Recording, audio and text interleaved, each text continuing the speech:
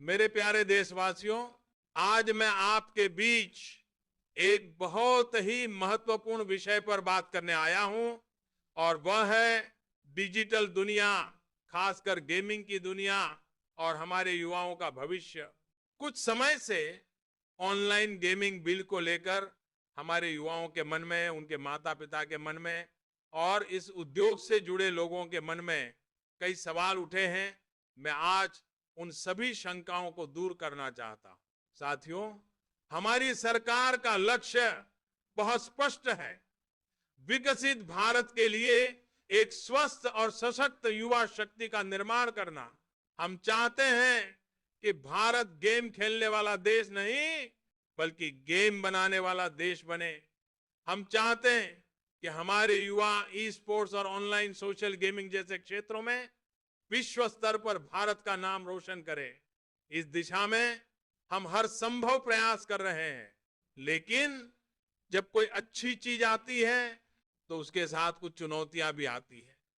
पिछले कुछ समय से हमने देखा कि कुछ प्लेटफॉर्म्स पर रियल मनी गेमिंग के नाम पर आर्थिक नुकसान और मानसिक तनाव की खबरें बढ़ी।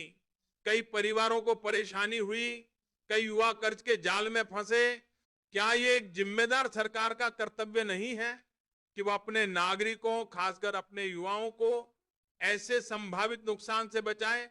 हाँ, ये हमारा कर्तव्य है और इसीलिए हमने किसी भी तरह की परवाह न करते हुए ये कड़ा और जरूरी कदम उठाया। ये कानून, ये बिल रियल मनी गेमिंग को नियंत्रित करने के लिए लाया गया है। इसका उद्देश्य सिर्फ और सिर्फ दो चीजों को अलग करना है।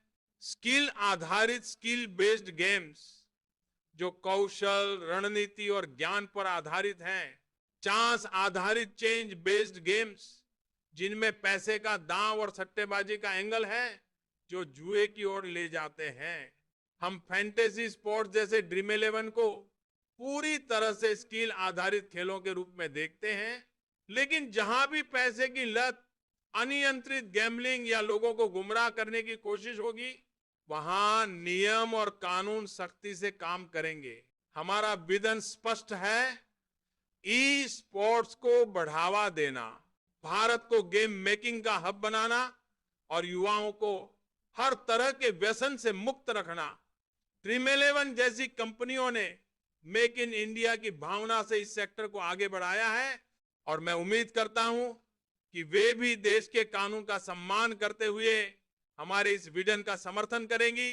उन्होंने खुद कहा है कि वे कानून का पालन करेंगे और दूसरी पारी के लिए तैयार है।